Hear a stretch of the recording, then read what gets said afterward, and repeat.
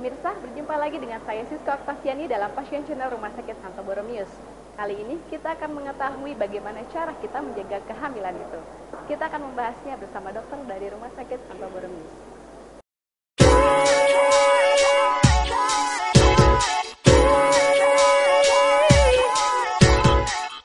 Kehamilan ibarat sebuah keajaiban. Di dalam perut seorang ibu tumbuh janin. Hampir dipastikan kehamilan ini kerap dibaring dengan kerewelan karena muncul berbagai gangguan.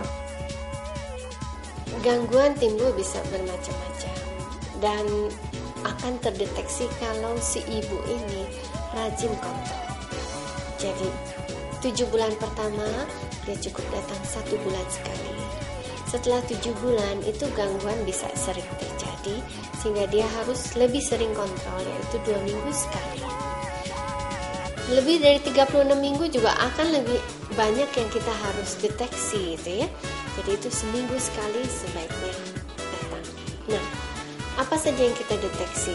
Misalnya, kalau gerakan bayi menurun, itu harus segera kontrol walaupun di luar waktu yang sudah ditetapkan. Atau tiba-tiba keluar cairan banyak, segera datang. Jadi tentu saja kita akan bekerja sama juga dengan dokter yang merawatnya. Dan dokter yang merawatnya juga akan memilih obat-obat begitu tahu bahwa ibu ini sedang hamil. Jadi obat-obat akan dipilih sesuai dengan kondisi ibu dan janin. Nah, kita akan lihat kalau misalnya obat itu penting dan tidak ada gantinya, nah kita akan informasikan kepada ibu. Tetapi sebisa mungkin bahwa kita akan mengganti dengan obat yang aman untuk kehamilan. Mengatasi keluhan-keluhan yang terjadi saat kehamilan merupakan suatu hal yang perlu diketahui oleh para ibu hamil. Dengan demikian, kehamilan yang sedang dijalani bukan menjadi suatu hal yang menyiksa hari-hari ibu hamil, tapi menjadikan suatu hal yang menyenangkan. Senam hamil, hipnobirth, kayak gitu, itu mulai dilatih sejak kehamilan 7 bulan. Tapi dari selewat trimester pertama sudah bisa tuh jalan pagi, itu akan nyaman, akan membuat nyaman dia.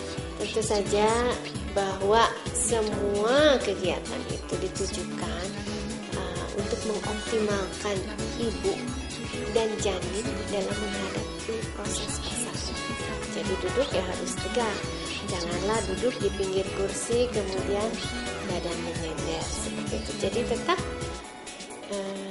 ikuti pola yang untuk manusia pada umumnya. Dan tidur memang ada posisi tertentu, yaitu dia sebaiknya tidak tidur terlentang, agak miring sedikit, mau ke kiri boleh, ke kanan boleh. Senam hamil adalah salah satu bentuk olah tubuh yang dianjurkan untuk mengurangi stres akibat rasa cemas dan takut. Umumnya, senam hamil ini dimulai pada 20 hingga 30 minggu atau 7 bulan didampingi oleh pelatih agar tidak terjadi kesalahan. Umumnya senam hamil ini dimulai pada usia 28 hingga 30 minggu atau pada usia 7 bulan dan didampingi oleh pelatih agar tidak terjadi kesalahan. Jadi setelah 30 minggu itu kan kemungkinan persalinan prematur ada, ibu kan sudah mulai juga ikut senam hamil dan tentu sudah baca-baca juga tuh tentang kehamilan dan persalinan. Nah, saat 7 bulan itu dia sudah harus alat-alat yang akan dibawa kalau terjadi proses persalinan. Jadi tidak saat mules baru siap-siap atau tiba-tiba keluar cairan banyak, ibu sudah tidak bingung lagi, tinggal ambil tas untuk bawa ke ruang bersalin. Yang sangat baik adalah melahirkan normal. Sudah ada jalannya. Dan Allah itu sudah membuat jalannya itu begitu ajaib. Jadi dari yang kecil itu bisa keluar bayi dengan berat di bawah 4 kilo itu bisa keluar. Jadi vagina begitu elastis dan nanti kembali lagi dengan baik. Ini yang paling bagus adalah hamil normal. Tetapi kan tidak semua bisa melahirkan normal. Nah, kalau ada tanda-tanda gawat janin, atau ada kelainan letak, ada perdarahan, nah itu mau tidak mau baru kita lahirkan secara sesar. Sesar otomatis kita harus membuat jalan yang baru. Kita sayat mulai dari kulit perut sampai ke rahim, kita sayat. Artinya merusak rahim kan? Sebetulnya.